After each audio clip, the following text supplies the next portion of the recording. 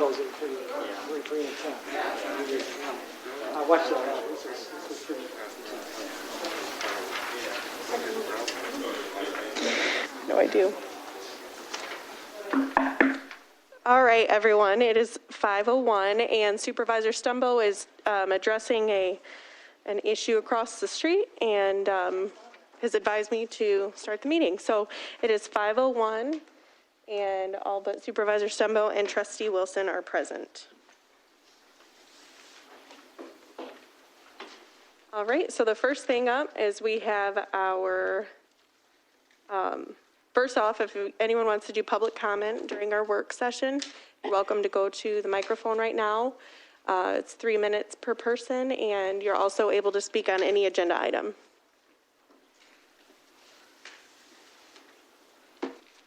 Good evening, Angie Burgess, Recreation Services Manager, retired as of tomorrow. Yay. I just wanted to come and say thank you for everybody for your support, and I've enjoyed being a part of the team. Thanks. Thank you. Angie. Thank you, Angie. We'll miss you so much. All right. Any other public comments?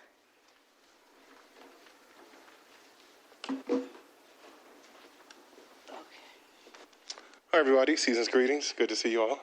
Alex Thomas, West Willow, Whitetown ARPA Committee Co-Chair. First question was, and I hope it's discussed during the work session, given the ever-changing nature of COVID, will meetings be available online in the future? And specifically with ARPA, there's a $10 billion infrastructure funding from the state that's going to be coming down, and curious as to why infrastructure funding would be prioritized within the ARPA discussions.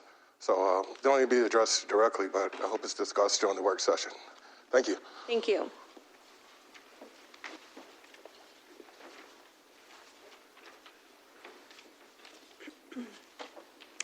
All right, seeing no other public comment, we'll go ahead and move to the ARPA funds discussion. Our board felt, or our 3 full-time elected officials felt that it was important to just let our community know that we are not ignoring the ARPA funds. We've been advised by our financial auditor and advisors to sit back, hang tight, and wait to see, first of all, how the final interim rules came out. Those didn't come out until November of this year. And there's a lot of discussion about what funds could be used for. And again, we've been advised to sit back and kind of hang tight and see how all those things shake out. We did want to prioritize our opportunity index. I don't know if you all have had an opportunity to look at the opportunity index, but it was a study done by the University of Michigan, and it outlined different areas of our communities that were in lower opportunity areas, and we would really like to focus on those. Permanent infrastructure change. We collectively think and have seen historically that permanent infrastructure change is the best way to help create long-lasting change, and efficient use of funds in conjunction with other entities that are still also figuring out how they're planning to spend their ARPA funds. To just put together a rough timeline, we plan to appoint 3 township board members to present an update on where everything is in the first quarter of 2022. The funds of the ARPA allocation must be obligated by 12/31 of 2024, and they must be expended by the same date of 2026. For the allowable uses, again, personally, I know I've heard and listened to a lot of different talks and seen different things put on by different groups, and there are a lot of things that are suggested to be allowable uses. However, the actual inclusive list that is very restrictive is you can find at the hometreasury.gov website that I've listed there. But the allowable uses that are certain are response to public health emergency and its negative economic impacts, providing pay for essential workers, government services to the extent of lost revenue, and investment in water, sewer, and broadband infrastructure. So that is kind of the brief update. I don't know if any of the other board members wanted to speak to that. I apologize for being late, but people were in our beehives across the street, and we were trying to figure out why. So sorry for being a few minutes late. The police were there, so good, and they've torn up all the land over there, parking, and they're hunting, but they're also going into our beehive. So I apologize for being late, and thank you, Heather, for starting the conversations on this. So we just wanted to have opportunity to discuss it, you know, at a board level, and to lay out a process, because, you know, we've had a lot of people contact us that wanted to do it different ways, you know, at the township level, and ultimately, the decision rests with the board. But the biggest issue that I heard from Alicia Dyer was to make sure we had community engagement. So we guarantee that.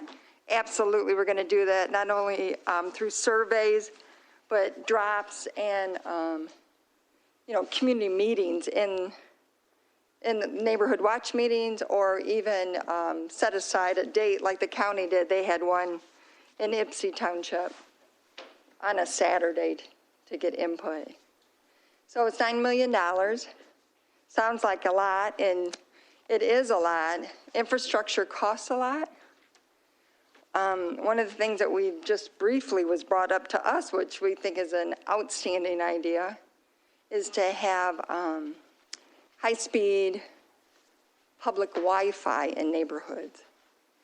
Because Comcast is so expensive that really you can't afford it, and Comcast does have an affordable rate, you know, for people, but it's not, the speed is not fast enough to even learn. And I learned this from Debbie Swanson, of teachers who were doing, you know, Zoom meetings for school. It was almost impossible for students to upload and download at the same rate of speed. So that was just one idea that sounded like a great idea that we can all look at. Like Heather said, infrastructure projects. We had flooding in areas. Non-motorized path has always come up to improve our walkability so we can have a healthy community. The stormwater management, water and sewer has come up, and we're thinking of ways so you don't increase the water and sewer rate on our residents. You know, so if you can do something to help with those permanent infrastructure, then that will reduce a levy of a higher rate on people. Now, DTE and Comcast, that's different, but if we can do anything with our water and sewer, I think that will be a win-win too. But all these conversations will have to happen when we have the meetings. And I know Giovanna, she's here. She was on a webinar in October, I think. And I don't know if you want to, but she's our, Giovanna Neal's our accountant, and she attends all the webinars on these funds. And I do want you to know that it's my name, my picture, my social security number that's on the ARPA funds. They had to have one person designated, and it was me. So we have to make sure it's done correctly. And there's been some discussion about some people that might use it inappropriately. We're not going to do that here.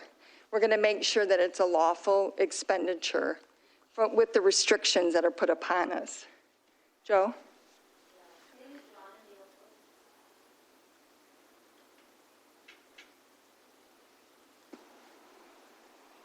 Hello. Yeah. My name is Giovanna Neal. I'm the accounting director here at the township. I'm also a resident of the township. I would like to say that I've sat in on numerous webinars concerning this ARPA grant. I did help the supervisor actually apply for the grant, and she did have to go through rigorous information, all of her personal information. She was the person, and driver's license, social, pictures. She had to actually sign for it personally. So it is a big deal. getting the funds. I'm so happy that we did get the funds that we do have. I did sit in on the last webinar was November the 5th, and it was put on by Michigan State University, a whole lot of information. Again, it's still interim information. Now, it may be updated now, but as of that point when I did the last webinar, and the basic thing that they said was, let's wait and see. So you don't have to rush in to spend these dollars, but wait to see what's collaborating with all the other governmental bodies and units. And there was no hurry because nobody really knows for sure exactly what we're allowed to spend on. I mean, there's very specific things, as the supervisor and Clerk Rowe have said, there's things that we can do. But aside from that, the broader issue, we don't have the answers for that. So they just said it was best to wait. We have time and see. And our auditor has said the same thing. Let's wait and see what's going on. So I just wanted to share that. Okay, thank you, Joe. And okay. Madam Supervisor, and only one other thing that I wanted to mention, and it is listed here in the memo, but especially as it relates to infrastructure, you can see in our memo, it talks about there's so many moving parts to this, right? It's the first time, this is a once-in-a-lifetime opportunity for our community, and our whole board acknowledges that. But there are a lot of moving parts, federal, state, and county dollars that are shifting around and different things that are happening in the legislature. And so, we want to have a watchful eye and sit back and make sure that we're using our funds in the most judicial way that we can for our residents. Other comment? Madam Chair? Yes. Yes, thank you, Giovanna, for that explanation about how there are other entities as well as the university that still are not 100% sure on all the different uses that we can use these funds for. I know I've heard many different ideas, affordable housing and home repair programs, partnerships with nonprofits and all kinds of things, and they all sound great. And I'm on board with pretty much, anything that's going to help out our residents, especially in our opportunity index zones that are low opportunities. I believe Superior Township last night, they just passed a resolution that they'll spend all 1.2 million of their dollars in the opportunity index zones based on the census tract. They didn't allocate where those funds exactly the uses, but they did say they're going to spend it in those opportunity index areas to try to uplift those populations. So lots of different ideas, and excited that we're starting to talk about it. So getting the process started. I think that's what the residents want to hear. That we didn't just forget about the funds, and that we're going to do community engagement, as I know the entire board is on board with that. So that's all I want to say. Thank you. Thank you, Jimmy. Other comment? So I appreciate the residents who've expressed concerns and interest in wanting the community engaged. I appreciate that the memo's been written and that it states that we're committed to that.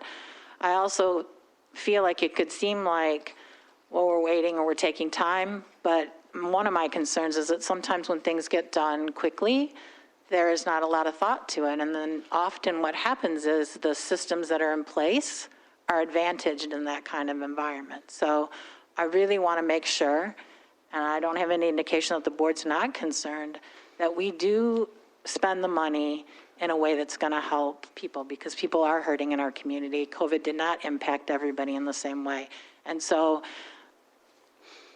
we are committed to the idea that we're going to use funds in a way that are going to help people.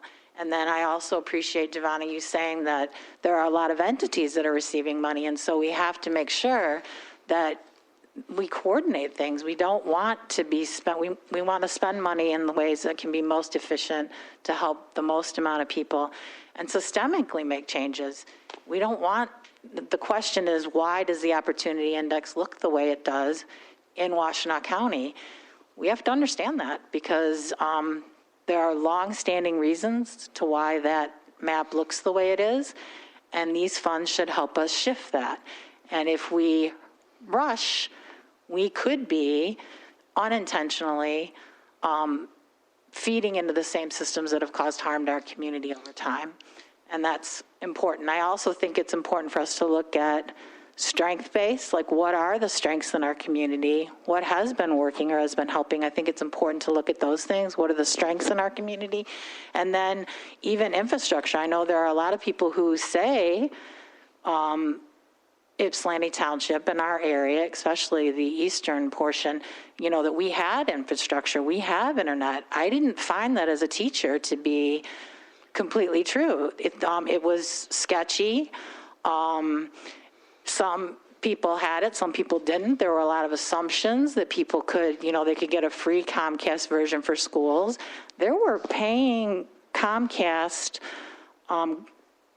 customers who didn't have high quality. I don't know why. I can't explain that. Like when families are saying, but, you know, Mrs. Swanson, we pay the full bill and we don't have connectivity that was supporting learning. So we have to understand that too. So the assumption that we just have strong internet here and it has to be put in other places like the western side of the county, that may be, but the assumption that everything in our area is working and is strong, I didn't find that to be true.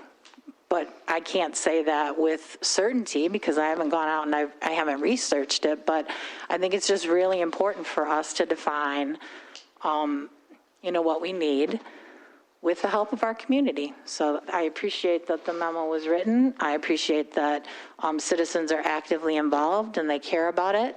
And I want you to know that I'm committed and the board's committed in making sure that this is something that's done in a way that's going to help people who were, you know, people that were impacted heavily. Our community was impacted, and so we've got to make sure that that happens. Thank you. Thank you. Hi, my name is Roderick Casey. I stay at 521 Belmont Drive, Ypsilanti Township. I'm also Ypsilanti Township delegate. And as a delegate, I get the opportunity to speak with residents in this township as well as Superior and other townships. And so far from what I've heard, that many of the peoples are not being listened to, okay, because they are requesting that they have a community center, all right? And I feel that as their leaders, we need to listen to them, all right? Not just stuff especially Comcast down their throat. Okay, we got people that are homeless or going to be homeless. And right now, these are some of the things that need to be put something different, not something that we already have money for. Okay, infrastructure, road repair, that already comes out of our budget. We need something new for the new generation just as well. So I'm asking you to please consider a recreation center. I have been brought to me by pastors as well as residents that we need a community center, a recreation center. So I would hope that you would get in touch with Superior, work with the other townships. Maybe you can consolidate it. Maybe you can restructure the old school over there and consolidate it. But either way it goes, the people want a community center. Simple as that. Thank you. Thank you. Other questions or comments? All right. Moving on, we'll go to agenda review. The first item is the minutes of the November 16th work session or regular meeting, and the minutes of December 7th work session, closed session, and regular meeting, and statements and checks, as well as a treasurer's report. Any questions or comments on the consent agenda? You distributed the the closed session? Okay. All right. Attorney's report? Oh, he stepped out of the room here. Before we go to new business, I know that Angie Burgess is here, and Angie's getting ready to retire at the end of the year, and I just want to say how much we greatly appreciate you, and you're a friend and a great worker and an excellent community person. You still live here. You're still going to live here. So I got to remember, no one is dying or anything. You're just going to go to another part of your life in retirement, and spend more time with your mom, but I just want to tell you how much you're going to be missed, and I look forward to continue to see you in the community and throughout. So, Angie, thanks. Carly Willis is also retiring at the end of the December. She's with Residential Services, and Ruby Walker retired from the clerk's office, Mike Radzig, Bill Elling. I mean, we've had a lot of retirements this year, and we have great employees and wish them nothing but the best. And we've hired several new employees and look forward to working with them and doing what's best for the community.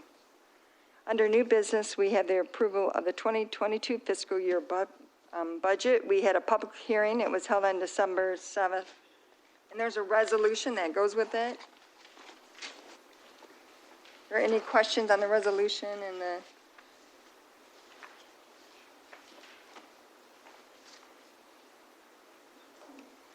we did work sessions on it for each department. We had a public hearing on it, and this is a final adoption, which is required by the end of the year. The next item on the agenda is a request to approve the contract extensions through March 31st of 2022 for the collective bargaining agreements with ASME, 14B, and TPOAM. Are there any questions on that? I think we've done this in the past, and to make sure that our contracts do not expire. TPOAM is a new organization that has taken the place of ASME, local for the township ASME employees, but we still have ASME employees at 14B Court. We have a request to approve the contract with GCSI for the lobbyist services through December 31st, 2024. This was a 3-year agreement, and it's expired, and there is a 3% increase in it every year. I did talk to Kirk today, and he said that he'll come to a meeting in January or February just to update on all the state things that are going on. You know, he sends us regular updates to board members and on the bills that pass, what's being proposed, and advocates for us on things that we ask him to advocate for us. So he'll come and do a complete report. Just give us a kind of a update like he does at the county. Madam Chair. Yes. Yeah, I just wanted to say I really appreciate how Kurt and his team, GCSI, how efficient they are. They definitely keep us updated on many emails that come through every day and every week, updates about the legislature, and they don't hesitate to partner with our state rep on trying to get projects done. So I think it's money well spent in this area here. Thank you, Jimmy. I agree. Number 4 is a request to authorize circuit court action to abate a public nuisance at 276 Kansas and 270 Kansas. And the pictures are,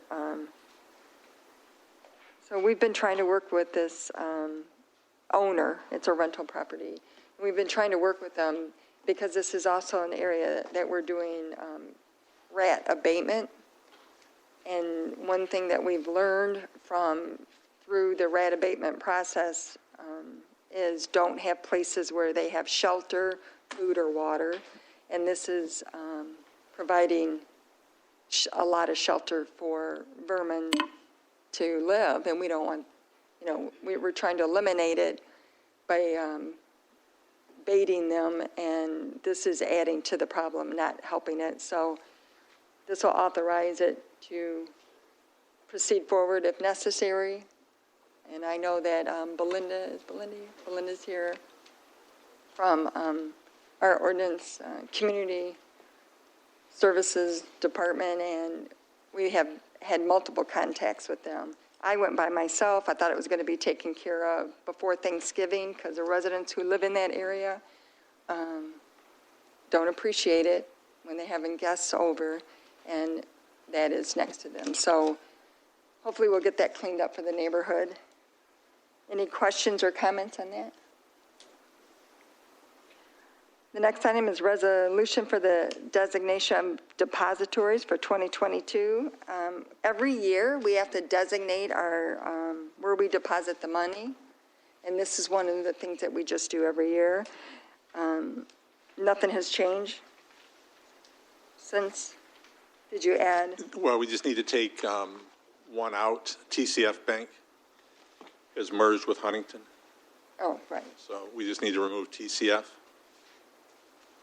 and Huntington, which are local bank. Yep. So point of clarification, Ann Arbor State Bank, I think they go by another name now. I don't know. I think they're in the midst of a merger as well. I didn't, Yeah, I think it's, as of end of last week, I didn't see that it was completed yet, so I didn't move that one. okay. But we can take those off after the first of the year if we find that the merger has gone through. And would that give that entity, they'd be on the list just under a different name, or they'd be eliminated this time around? I believe it's going to be another Huntington entity, so we would remove it. Okay. So we're going to remove, TCF Bank needs to be removed, and I'll check again tomorrow and see where they are with the Ann Arbor State Bank and their mergers. But for now, yeah, because I don't know that it's finished.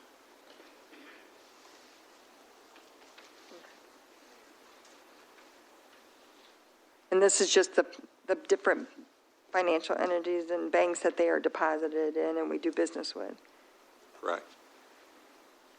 But every year, it's required that we do this. We also, every year, have to adopt Robert's Rules of Order. We do that every year. Resolution 2021-34, designation of newspaper of circulation for 2022, which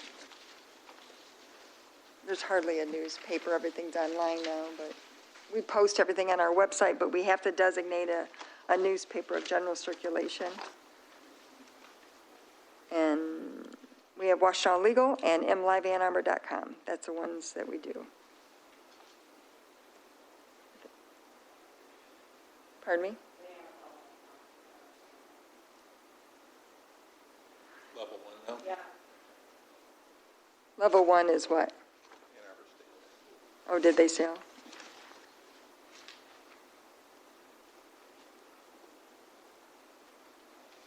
Did they notify you?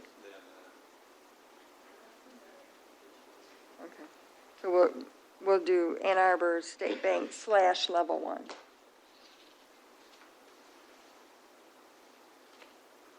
What? You don't think we should? I just think it's concerning if they didn't reach out to us and let us know that it was a merger. I mean, it feels like if you work with somebody, they'd let you know that. No, that's what I was. So I would be concerned if. Yeah, and we do very little with them. It's just a backup should we need them, so. Our primary is Huntington and True Community Credit Union, and the Bank of Ann Arbor. That's where we have locations set up for residents to pay taxes, so they don't have to come in. But the investments in the great majority of work is done through Huntington.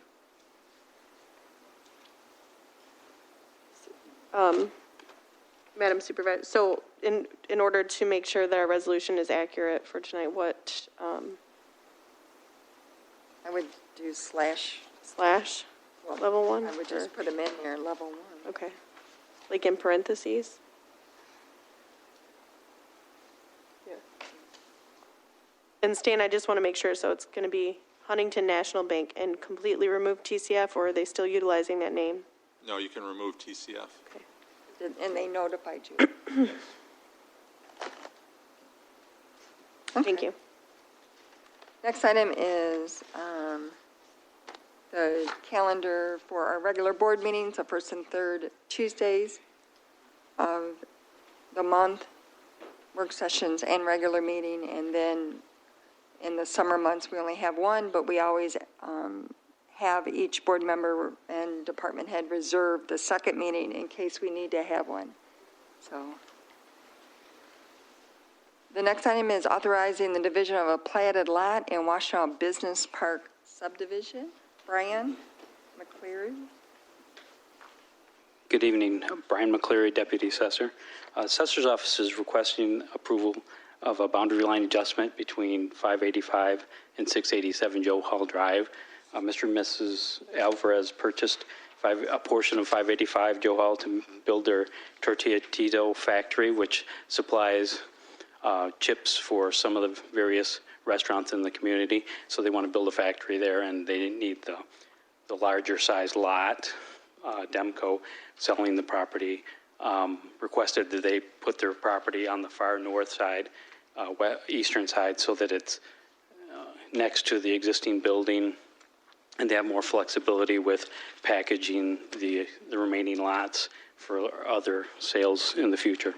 So the reason the board has to approve this is because the board signs off on the actual original plat for the Washtenaw Business Park subdivision, and this actual boundary line change would take lot 11 and divide it between the two. That's the original right there for 585 highlighted. If you go down a couple pages, it'll show one more. So in the red, it's taking lot 11, and the right side or the east will go with lot 10, and that's going to be where the new factory is going to be. And then on the left side of lot 11, that's going to go with lot 12, and that'll be a vacant property for future development purposes. Along with, they have on the other side of 12 several other lots that are vacant, so they have the potential of combining and having a bigger facility come in. So at this point, the board has to review and approve any boundary line change for the breaking up of that lot. All right, are there any questions for Brian or any?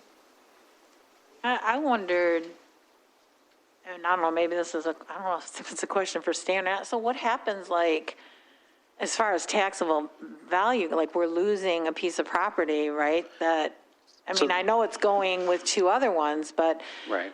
Is that the same equivalency for tax purposes that you'd have if you had all three, or? So what we're doing here is we started with two properties, and we are going to end up with two properties. It's just shifting the boundary line so it's the 140 lot frontage and the two, I can't see it from here, but the other, so taxable value, it's going to be the same, because when I do a division, I have to balance it out. Even if I were to create 3 or 2, we take the same taxable value and we prorate it to what the new are. So it's a shift of the taxable value. And then when we get the building on there, that'll be in addition to what we have on the roll. I think where I'm missing, I don't understand how there's still two, because it sounds like 11 disappears, and a part goes with 10, and a part goes with 12, or am I missing something? So on my memo, 585 Joe Hall, it exists now as the west 73.5 feet of lot 10 and all of lot 11, and then 687 Joe Hall is just all of lot 12. And so what we're doing is shifting a portion of lot 11 to go with lot 12. And the new description for 585 is going to be the west 73.5 feet of lot 10, which is what was before, but it's only going to have the east 66.5 feet of lot 11. And then 687 Joe Hall is going to be the west 83.5 feet of lot 11. So it's going to get 83 feet of lot 11. It's just shifting that line over. And then we will prorate the taxable value. So the 585 taxable value will go down a little bit. And then the 687 Joe will come up a little bit. It's prorated per square foot. We've done this before in subdivisions. Like if there's 2 lots and the neighbor ends up buying one, then they combine them into one. Right. Just, so you get, but when it's a plat, right. That's why the township board has to vote on it, because we approved that plat, and we approved the plat in the industrial subdivision. The township clerk and supervisor at the time signed off on those boundary lines. You can look it up, and their signatures are on it. So because they approved it, they have the authority on dividing up those lots. But it comes to the board. Like, we can't do anything without Right, the board authorizing. Right. Right. And did you mention which company was coming here? Yes, it's Mr. and Mrs. Alvarez. They're doing the Tortilla Tito Factory, which I know May's Restaurant's my favorite in Depot Town. They supply the chips Yeah. and tortillas for them, and then other various restaurants in the community. So they're hoping this makes them more central, and it also allows them to expand. Kind of like Restaurant Depot, was that the name of the, they located here because we had so many restaurants in Right. the area and people can get supplies in the same development or Right. platted subdivision. It's really business and industrial, but this is great. I mean, Yeah. it'd be a good investment. Good tax base, expansion, create jobs at the same time, so. Absolutely. Thank you. Any other questions? No? All right. Next item is every year we have to establish a supervisors, clerks, treasurers, and trustees' salary. These resolutions create the same 2.75% that was given to the Teamsters and the fire department. We usually do the same, so. Are there any questions on the increase?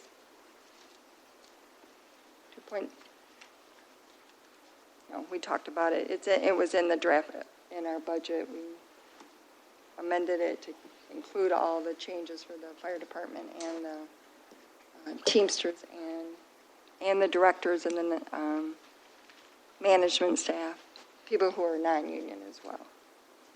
Questions or comments on it? Hearing none, the next item is 2022 Boards and Commissions appointments and reappointments. Madam Chair, Yes. I just wanted to inform the board that there is someone new that's started to work at the county, and we've tried to establish a really good relationship. And through our, yearly boards and commissions appointments, it was discovered that the county has actually been appointing someone as they're able to under the MCL that I've talked over with our attorney Winters. They're able to appoint a county commissioner to our LDFA board. And they're able to do that, but it was never communicated in the past with our township. And so Robert and I are working on that process. But until that time, after discussing with Supervisor Stumbo, we'll just finish out the term, and then whoever they appoint at the beginning of the year will be also included in the LDFA. And the LDFA is the Land Development Finance Authority, and we established ours in 2005. So if anyone has questions about that process. Question, Kevin. When does the term end? The terms for those are 4 years, and that's by statute. So he's in like 2 or 3 years Well, already? He has one more. So that's the conflicting thing. So the county board typically appoints new people every year. And so in my conversations with the newer person in the clerk's office, we're going to try to make that process a little more cohesive moving forward. But we feel the person who was serving before should rightfully fulfill their 4-year term, which that will end in 2023, I believe, from memory. I'd like to know why can't he be... Wait. Rod, you have to go to the microphone, and you have to give your name and address. The person who does the minutes is not here. Okay. That's why. Okay, Rod Casey, Ypsilanti Township. I'd like to know why this person have to be appointed instead of running like everyone else have to run. Wait, You finna appoint someone else to the commissioner, correct? we make appointments to boards and commissions every year to serve on the many boards and commissions that we have at the township. Mm-hmm. And one of them is the LDFA. Okay, And we appointed the LDFA committee, and their term is 4 years. right, And it doesn't expire this year. It doesn't expire till next year. to That's what next year. Heather was trying to explain. And if I may, Rod, it's actually by statute. So it's by the law that's written in our state law, that it's an appointed board or commission. So we're gonna get somebody just stuck with us and we ain't got no say-so in the matter. You're always welcome to write to your state representatives if you would like that law to change. All right, thank you. All right. So can I, just a point of clarification. The county commission appoints one to our LDFA. They have already done that, They did it. and the term Has not isn't, expired. okay. So it's not a county commissioner, it's the county commission puts Appointment. makes an appointment there, is that right? The county commissioner is the appointee Okay. by So the they, county board of commissioners, so, so the person who sits on that is a county commissioner? yes. Okay. And so the county commission is the one that appoints that seat for us to fill? Yes. And then we make an appointment too for, or is that, because there's got Yeah, to be.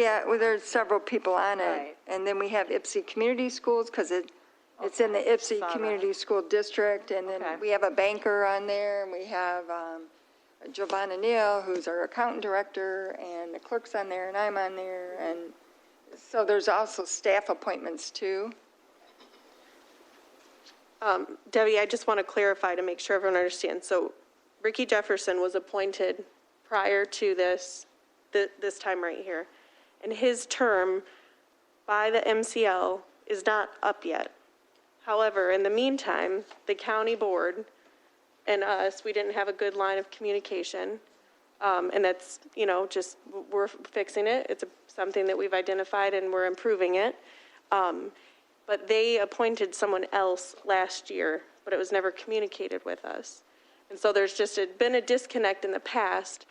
But so after discussion with that, our prior county commissioner that was appointed by the county commission board rightfully should fulfill the rest of the term, and the other person will also continue to fill their space once they're appointed in the beginning of the year from the county commission. So in the thing, the county board gets to appoint one person to this board. Sorry if that was like extra. I just wanted to make sure It was everyone extra. knew. Yeah. So when we're writing the terms, will there be a point where there's two people, or that's what I Yeah. said, right? There'll be two, and then after that, we'll have better communication, and we can write it down for the. That is the intention, yes. All right, Sorry. no problem. The next item is just budget amendments.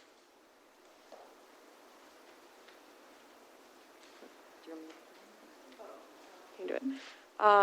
So just to go over the budget amendment, our MERS, we had to do some reallocations. A lot of them were for all of the retirements that we've had this year. And again, I know Angie Burgess, we already said bye, and we'll miss you so much, and Carly Willis, and all the other wonderful people that worked for us, so we have that. One is an increase for the Zoning Board of Appeals for appointed officials, and there's now an alternate on the board, and so that's just changing that fund balance. And an increase from the general fund to the 14 Beach District Court for payroll health care, the fire fund, again for MERS, an increase due to a change in healthcare coverage for two of them, environmental services fund, again, that's the MERS, our recreation fund, the 14B also experienced the same thing with their MERS change, and building, another MERS, and a compost, same thing. So just wrapping up a lot of year-end stuff, and I didn't know if Joe wanted to say anything else. Just at the end of the year, we have to make sure that in each, because we do a very detailed line item budget, and if it's over 100%, then that is not allowed. So we go through and make all the adjustments to make sure for our audit that we don't have any negative marks. And MERS, because of all the retirement, increased because it's allocated across all the departments. And it increased because we had more people retire than we expected to retire this year. So we do these every year. It's end of the year adjustments just to make sure that the auditor is aware that no line items can go over within that department. And so we make sure that doesn't happen, so we don't get a negative mark on our audit. And let me see. So that's it for the work session. Doug, did you want to do an attorney's report? Not right now. Okay. Okay. You said you, all right. All right, well, that was, but I do want to say, before we conclude the work session, that we are, we're going to do community engagement. I told Alicia that, and I guess, Alicia, you're the one I mostly talk with, but. Can I talk back, or? I'm sorry? I was going to say, can we talk, or, I was just going to ask, reference. Can you go to the microphone, please? Yeah, we just have to remember the person who does the minutes is not in the room, and it's really hard to transcribe minutes.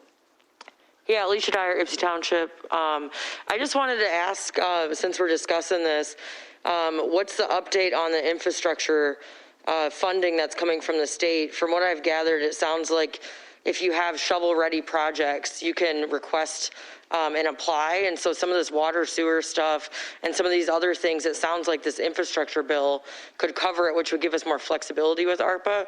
So I'm just kind of wondering on what the board's thoughts are on that, or is that being talked about yet? Well, yeah, of course, we talked about it before, and we're working with Ronnie Peterson, Jeff Irwin, and trying to get YCUA teed up. And we have 3 shovel-ready projects right now that are going out for bonds or on the market if we don't get the infrastructure dollars. And that's the kind of things that we're talking about. I mean, there's $20 billion at the state.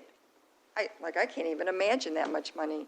So we're trying to figure out how do we tee it up. And we've been in contact with both of them. Our lobbyist is working on it as well and trying to submit for them. The Senate version passed, but it didn't pass the House. And so you have to wait for all the pieces of the puzzle to come together. But we have definitely teed up, and we are ready for shovel-ready projects that will qualify. Now, I heard there was a debt forgiveness as well under the SRF funds and the WRF, which is water revolving funds, and the sewer relief funds. So if we're ready to go out, which we approved to go out for those funds, the rumor is that there's a 50% debt reduction. Now, if that happens, then you don't have to pass it on to the ratepayers. So it's really a big bunch of spaghetti, and you got to sort through it to try to get a handle on it. But to answer your question, yes. Okay. We have been in contact with our state senator, our state rep, and our lobbyist in regards to infrastructure bill, which will help a lot with, not freeing up money because we haven't allocated any money. So the flooding, we're also working with Evan Pratt for, there was 2 areas of the township. Well, we've had 3 flooding areas. One of them we think we helped by cleaning out the mains. But, so there's flooding areas as well that, with all the rain that we've had. One is on the west side, and the other is Rue DeVille and Rue Willette. Apple Ridge had one area and they cleaned them out, and that seemed to help the next time it rained. And West Willow in 2018, I think, had flooding. And we got all of those mains cleaned out. So when we had this historical rain this year, it helped with not having the flooding. So there's a lot going on, with moving parts. So. Okay. And then the only other thing that came up is just if you guys can discuss over for our Whitetown ARPA committee who could be a full-time liaison in addition to our part-time liaison. That was the only other kind of action item that we were all I can't hear. Full-time, who would want to be our full-time member liaison for our Whitetown ARPA committee at the board? Oh. If you guys have talked about that at all, but that's just a reminder. Yeah, no, and that, the more information you guys gather and submit and give to us, that's great. There's a lot of confusion because people thought we appointed that committee. I've already had people say, what is this committee and when did you appoint them? I go, wait, no, that's a community committee that started. That's not appointed by this board, but, continue your work and gather in the information and submit it like you were doing. And we are going to do outreach with surveys and electronically as well as other ways. So I know that was a big request from, I had a call today from Ms. Duckworth, and she wanted to make sure that we were doing community engagement. Okay. And I assured her that we would, and I told her that you attend our meetings and you know a lot about what we're doing. So she asked to be updated, and she said she'll just talk to you directly. Okay. Cool. All right? All right, have a good holiday, everyone. Thank you. You too. All right, now we need a motion. We don't need, the meeting is adjourned, the work session at 5:50, is that right? 5:51? Oh, excuse me.